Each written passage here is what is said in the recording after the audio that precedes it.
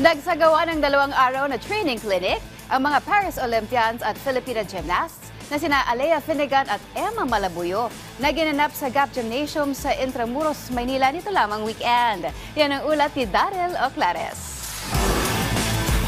Balik Pilipinas ang mga 2024 Paris Olympians na sina Alea Finnegan at Emma Malabuyo na naghandog ng 2 araw na Women's Artistic Gymnastics Training Clinic nito lamang weekend sa Gap Gymnasium sa Intramuros, Maynila. Aabot sa 80 batang Filipina gymnast ang natuto mula kay Finnegan at Malabuyo na nagturo ng mga basics ng artistic gymnastics. Isa na rito ang rising Filipina gymnast na si Eliza Yulo.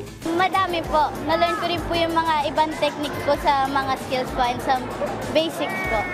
Nagpaabot naman ng mensahe sina Finnegan at Malabuyo sa mga batang Filipina gymnast na pangarap din na maging isang Olympian.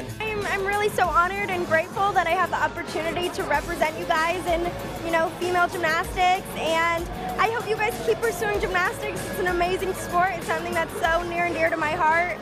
So, keep following your dreams and just know that you can do anything you set your mind to.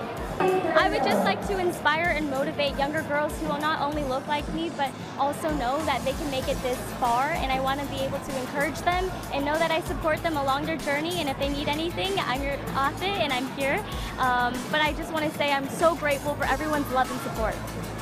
Matapos ang training clinic, inaasahan na magpapatuloy ang misyon ni Finnegan at Malabuyo na hubugin ang mga susunod na henerasyon ng Filipina gymnast.